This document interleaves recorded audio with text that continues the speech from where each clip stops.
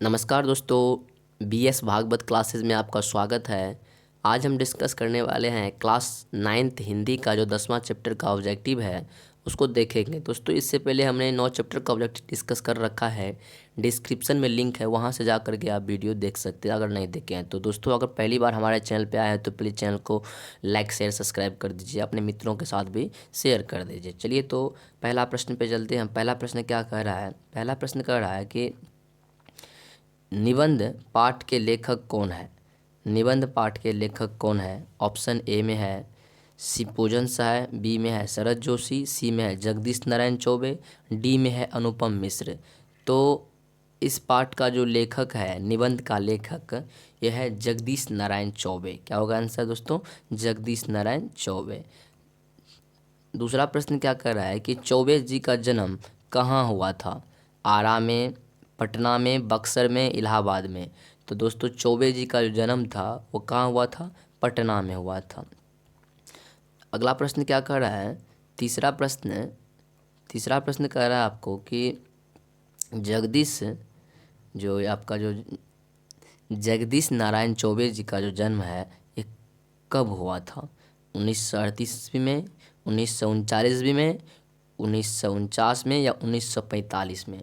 तो दोस्तों जगदीश नारायण चौबे का जो जन्म था ये 1939 में हुआ था। कब हुआ था? 1939 में हुआ था। ठीक है।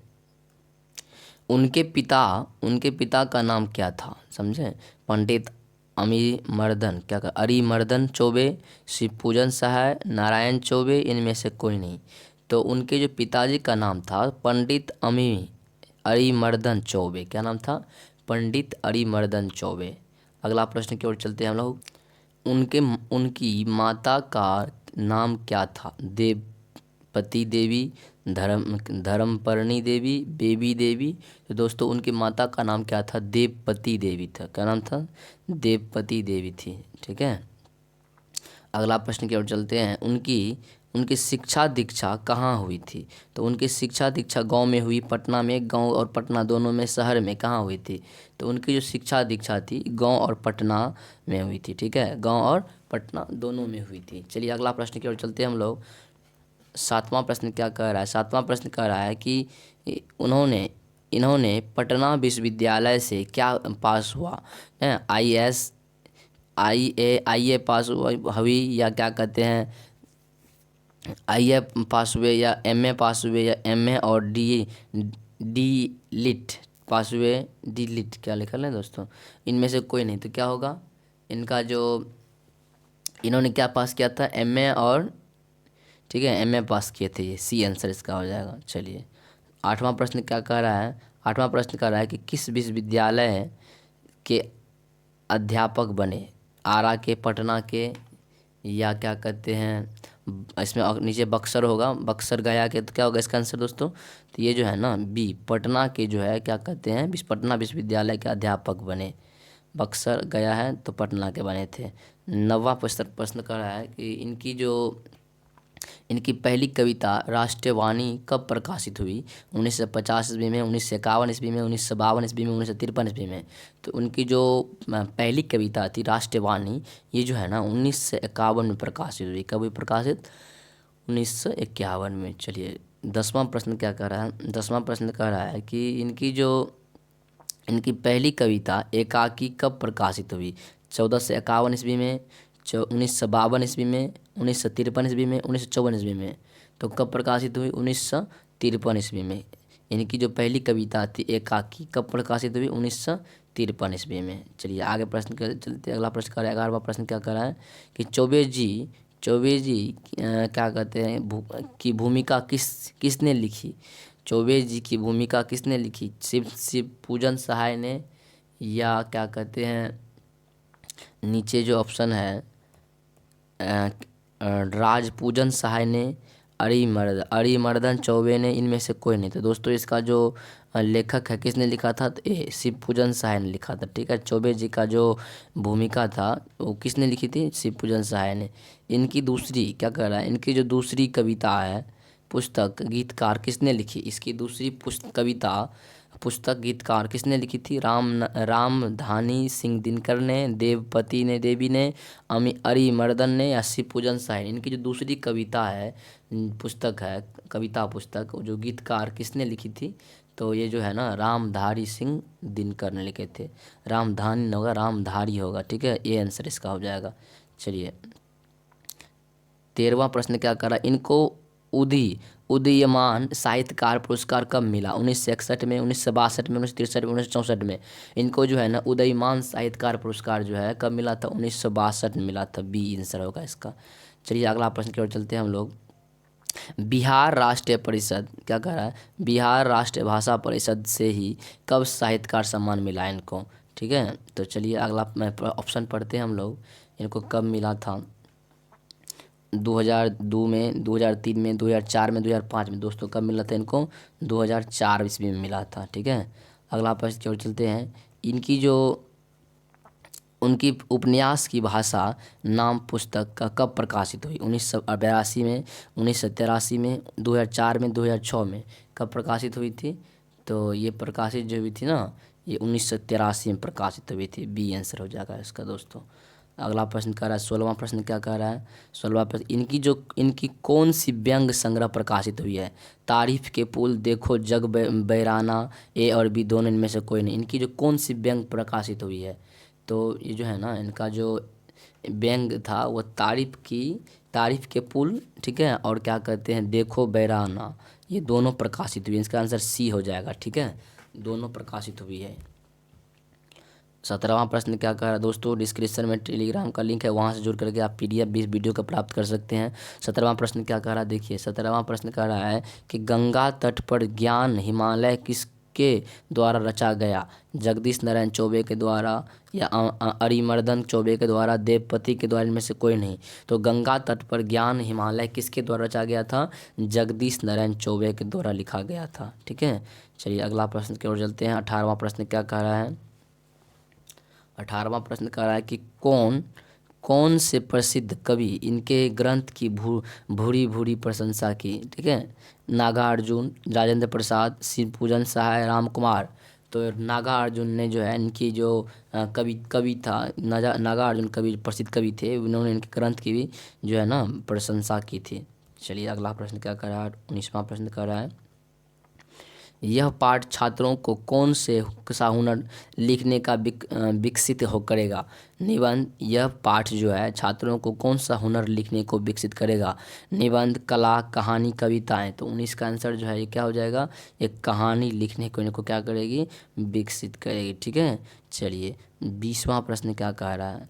निबंध पाठ से बच्चों की रचनात्मकता पर कैसा प्रभाव होगा? ठीक है, तो देखिए विकास होगा या कमी होगा, योगदान होगा, भूमिका होगा। तो निबंध पाठ से बच्चों के रचनात्मक पर कैसा प्रभाव पड़ेगा? उनमें विकास होगा, ये आंसर हो जाएगा। चलिए 21वां प्रश्न क्या कह रहा है कि निबंध की दुर्दशा का कारण क्या है? अनावश्यक विस्तार, सुझाव, अनावश्यक समझ, कल्पना। क्या हो जाएगा? तो 21 का जो आंसर हो जाएगा अनावश्यक विस्तार हो जाएगा। ठीक है, ये आंसर हो जाएगा। 22वां प्रश्न क्या कह रहा है? निबंध को सुंदर और सुरुचि पूर्ण बनाने के लिए क्या जरूरी है? कल्पना, विकास, मेहनत या क्या कहते हैं? तो क्या इसका आंसर होगा बताइए दोस्तों? अनावश्यक विस्तार। ऑप्शन 22वां प्रश्न के लिए ऑप्शन का ताकत क्या जरूरी है? देखिए यहाँ पे करा निबंध को जो है ना सुंदर और क्या कहते हैं सुरुचिपूर्ण बनाने के लिए जो है ना कल्पना की ज़रूरी है। किसकी ज़रूरी है? कल्पना कीजिएगा तब ये निबंध जो है अच्छा बन पाएगा। 23वां प्रश्न कर रहा है कौन सी चीज़ केवल कलाकारों को की नहीं होती है? कल्पना, समृद्धि, मेहनत, सुनना। तो क्या होगा इसका आंसर? कौन सी चीज़ जो है केवल कलाकारों की नहीं होती है? मेहनत, सभी की मेहनत होती है। ठीक है उसमें। चलिए आगे चलते हैं हम लोग। 24वां प्रश्न क्या कह रहा है? मेहमानों के लिए आजकल सबसे सस्ता सुविधाजनक क्या है? बताइए क्या होगा इसका आंसर? एक कप चाय, एक प्लेट नाश्ता या भरपेट खाना उपयुक्त सभी। तो मेहमानों के लिए जो है ना आज एक कप चाय जो है वो बहुत ही सुविधाजनक सस्ता हो गया है। ठीक है, चलिए आगे चलते हैं हम लोग। 25वां प्रश्न कहा है कि निबंध कितने प्रकार के होते हैं? एक, दो या क्या कहते हैं? ऑप्शन में है नीचे है 3 या 4, तो निबंध जो है ना वो 4 प्रकार के होते हैं। कितने प्रकार के होते हैं? 4 प्रकार के। अगला प्रश्न क्या कह रहा है देखिए, 26वां प्रश्न कह रहा है आपको, नीचे नीचे नीचे के क्लास के विद्यार्थी हिंदी में सबसे पहले किस विषय पर निबंध लिखते हैं? घोड़ा पर, हाथी पर, गाय पर या कुत्ता पर? तो गाय पर निबंध लिखते हैं। आप भी बचपन में लिखे होंगे गाय पर निबंध दोस्तों। चलिए अगला प्रश्न क्या कह रहा है कि निबंध को सुविधाजनक बनाने के लिए, ठीक है, क्या कह रहा है, निबंध को सुविधा रुचिपूर्ण बनाने के लिए बराबर किस दिशा में ध्यान रखना होगा? भाषा के महत्व, लिखावट पर, सजावट पर, इनमें से कोई नहीं। क्या होगा? तो भाषा के महत्व पर ध्यान रखना होगा निबंध को जो है सुरुचिपूर्ण बनाने के लिए। चलिए 28वां प्रश्न क्या कह रहा है, ध्यान दीजिए। विवेकी राय किस निबंध के समर्थक हस्ताक्षर? ललित निबंध के, या क्या कहते हैं विचारात्मक निबंध के, या भावनात्मक निबंध के, रचनात्मक निबंध, किसके हैं? तो ललित निबंध के जो है ये विवेकी राय जो है, डॉक्टर विवेकी राय ललित निबंध के क्या कहते हैं? समर्थक हस्ताक्षर है। ठीक है। 29वां प्रश्न कर रहा है, प्रेमचंद्र का सबसे प्रसिद्ध उपन्यास कौन है? गोदान, भूदान, विधान या गोदान? क्या होगा इसका आंसर दोस्तों? बताइए। ऑप्शन गोदान है। क्या है? गोदान। चलिए 30वां प्रश्न क्या कह रहा है, गोधूली शब्द किस कारण बने हैं? गोधूली शब्द किस कारण बने? गाय, भैंस, बकरी, हाथी? तो गोधूली शब्द जो है ना ये गाय के कारण बने हैं। किस कारण बने हैं? गाय के कारण। चलिए 31वां प्रश्न क्या कह रहा है देखते हैं हम लोग। डॉक्टर हजारी प्रसाद द्विवेदी हिंदी साहित्य के सुप्रसिद्ध क्या है? समालोचक है, या भंडार है, या श्रोता है, लेखिका है? तो ये क्या है? समालोचक है। क्या होगा इसका आंसर? समालोचक। ठीक है। 32वां प्रश्न क्या कह रहा है?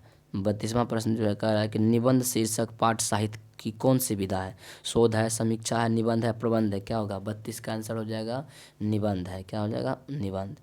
चलिए अगला प्रश्न की ओर चलते हैं हम लोग। 23वां प्रश्न क्या कह रहा है, विद्यार्थियों द्वारा लिखे निबंध के सही पाठक कौन होते हैं? मान के माता पिता, उनके दोस्त, उनके भाई बहन, उनके शिक्षक परीक्षण? तो क्या होगा? उनके शिक्षक परीक्षक होगा इसका आंसर। उसके शिक्षक परीक्षक होते। विद्यार्थियों के द्वारा लिखे गए निबंध के सही पाठक जो होते हैं वो क्या होते हैं? उनके शिक्षक और परीक्षक होते हैं। चलिए 33 के बाद 34वां प्रश्न क्या कह रहा है? 34वां प्रश्न कह रहा है दोस्तों कि विद्यार्थी के सामने, ठीक है ना, विद्यार्थियों के सामने निबंध लेखन के क्रम में सबसे बड़ी भ्रांत धारणा किसकी है? किसको लेकर है? विषय चयन को लेकर, भाषा शैली को लेकर, पृष्ठ संख्या लेकर, भूमि उपन्यासकार को लेकर के? तो क्या होगा? पृष्ठ संख्या को लेकर के विद्यार्थियों में जो है काफ़ी भ्रांत है धारणा है। ठीक है। चलिए इसका अगला क्वेश्चन क्या कर रहा है? 35वां प्रश्न क्या कह रहा है कि निबंध लेखक में सर्वाधिक अनिवार्य क्या है? शीघ्रतापूर्ण लेखन, निरंतर प्रभाव, या आकर्षक प्रारंभ, या सटीक उपन्यासकार? क्या होगा? निबंध लेखक में सर्वाधिक अनिवार्य क्या है? निरंतर प्रभाव। ठीक है। बी आंसर हो जाएगा 35 का। चलिए 36वां प्रश्न क्या कह रहा है? 36वां प्रश्न कह रहा है कि आचार्य रामचंद्र शुक्ल किस रूप के चर्चित लेखक है? निबंधकार है, कथाकार है, कवि है? तो क्या होगा दोस्तों? ये क्या है? ये एक निबंधकार है। ए आंसर हो जाएगा। चलिए 37वां प्रश्न क्या कर रहा है? 37वां प्रश्न कह रहा है कि हिंदी निबंध क्या नहीं है? व्यर्थ के बकवास, स्तरहीन, निरर्थक तर्कों से पूर्ण, भानुमति की पिटारा? तो दोस्तों क्या होगा? हिंदी निबंध क्या नहीं है? तो देखिए ये भानुमति का पिटारा नहीं है। क्या नहीं है? ये भानुमति का पिटारा। ठीक है। 38वां प्रश्न कर रहा है कि प्रामाणिक रूप से भारत कैसा देश है? उद्योग प्रधान, कृषि प्रधान, ज्ञान प्रधान, विज्ञान प्रधान? तो प्रामाणिक रूप से भारत जो है ना ये कृषि प्रधान देश है। कैसा देश है दोस्तों? कृषि प्रधान देश है। 39वां प्रश्न क्या कर रहा है? अच्छे निबंध के किस बात की अनिवार्यता है? न्यायसंगत दृष्टि की, ज्ञान निधि की, या क्या होगा इसका आंसर? अगला ऑप्शन क्या कह रहा है दोस्तों? तर्क शक्ति की, या क्या कहते हैं कल्पना शक्ति? तो कल्पना शक्ति जो है क्या हो जाएगा? कल्पना शक्ति इसका आंसर हो जाएगा। चलिए 40वां प्रश्न क्या कह रहा है कि डॉक्टर विद्या निवास मिश्र किस रूप के प्रसिद्ध कवि है? प्रसिद्ध प्रसिद्ध है? किस रूप के लिए प्रसिद्ध है? अच्छे कवि के रूप में, अच्छे वक्ता के रूप में, सफल ललित निबंध के रूप में, अच्छे व्यंगकार के रूप में? तो दोस्तों सफल ललित निबंध के रूप में जो है ना, ये जो है क्या कहते हैं, प्रचलित है, प्रसिद्ध है।